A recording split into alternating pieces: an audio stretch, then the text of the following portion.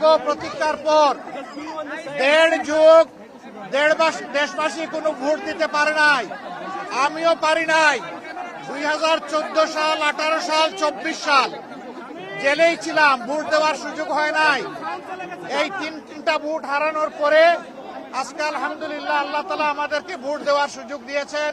আমি মহান রব্বুল আলামিনের শুকরিয়া আদায় করি। আল্লাহ তাআলা এই ভোটের মাধ্যমে বাংলাদেশে একটা নতুন অধ্যায়ের সূচনা করে দিন, সেটা দোয়া করি। আমি বিশ্বাস করি, শুধু আমি না, বিশেষ করে যুব সমাজ যারা জীবনে একটা ভোটও দিতে পারে নাই, আজকের এই ভোটটার জন্য তারা বড় অপেক্ষায় ছিল। এই ভোটটা শান্তিপূর্ণ হোক, সুষ্ঠু হোক, সন্ত্রাস মুক্ত হোক, দখল মুক্ত হোক এবং সবার কাছে গ্রহণযোগ্য হোক, এটা আমরা দোয়া করি।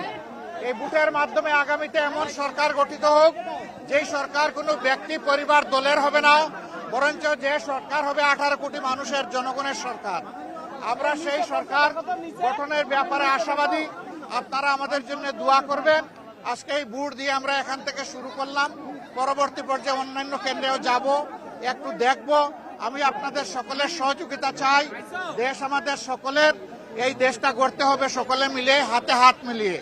মিডিয়া একটা গুরুত্বপূর্ণ ভূমিকা থাকে, এটা জানেন যে মিডিয়া সমাজের চতুর্থ স্তম্ভ। এই চতুর্থ স্তম্ভকে আমরা দেশ গড়ার কাজে আমাদের পাশে চাই। আপনারা আশা করি আমাদের জন্য দোয়া করবেন। আপনাদের ভালোবাসার আমরা অত্যন্ত আকাঙ্ক্ষী, আমরা আকাঙ্ক্ষা করি আপনাদের ভালোবাসা পাবো এবং আগামী দিনগুলোতে ইনশাআল্লাহ আমরা দেশ গড়ার কাজে হাতে হাত মিলিয়ে, কাঁধে কাঁধ মিলিয়ে একসাথেই আমরা চলবো ইনশাআল্লাহ। আমি কোন ধরনের সংখ্যা কি আছে ভোটে এখন পর্যন্ত? কি আমি তো কেবল আসলাম, এ কেন্দ্রে এসে ভোটটা দিলাম, এখন বাকি কেন্দ্রগুলা দেখব, সারা দেশের খবর নেব। আমরা ছোটখাটো কোনো বিষয় হলে অবশ্যই এগুলাকে ইগনোর করব, কিন্তু বড় কোনো বিষয় হলে আমরা ছাড় দিব না এবং আমাদের যা করা প্রয়োজন তাই করব। কারণ মানুষের ভোটের অধিকার হারিয়ে যাক, এটা আমরা কোনোভাবেই চাই না।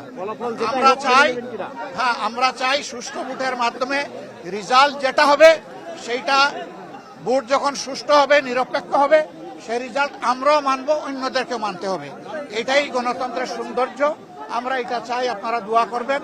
আজকের ভোটের আবারও সাফল্য কামনা করে সারা দেশবাসী প্রত্যেকটা ভোট শান্তিপূর্ণভাবে, নিরাপদে, নিঃসংকোচিতে যাতে সবাই দিতে পারে, নারী পুরুষ সবাই মিলে। এই জন্য আমি সকলের প্রতি আহ্বান জানাচ্ছি, সবাই আসুন, যার যার ঘর থেকে বেরিয়ে এসে নিজের অধিকার প্রয়োগ করুন এবং রাষ্ট্র গঠনের আপনি গর্বিত অংশীদার হন এবং আপনার দায়িত্বটাও আপনি পালন করুন। সবাইকে ধন্যবাদ। অনেক জায়গায় টাকা সহ ধরা পড়ছে, এটা কি আপনারা ষড়যন্ত্র মনে করছেন নাকি আপনারা ভোট দিয়ে প্রভাবিত করার চেষ্টা করছেন? আপনাদের মিডিয়া এক ধরনের নিউজ সবাই পরিবেশন করে না। মিডিয়ার মধ্যেও একই নিউজ ভিন্নভাবে পরিবেশন হচ্ছে। কেউ যদি অপরাধ করে থাকে, সে আমি হলেও আমি এই অপরাধের বিপক্ষে, কিন্তু অপরাধ নয় সেটাকে আবার জোর করে অপরাধ বানানো, সেটা আরেকটা বড় অপরাধ। তো সেটা আছে, আমাদের এখানে মেল প্র্যাকটিস আছে। আল্লাহ হাফেজ, সবাইকে ধন্যবাদ।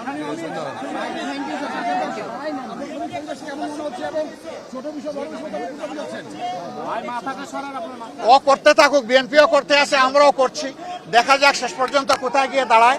আল্লাহ হাফিজ, আসসালামু আলাইকুম।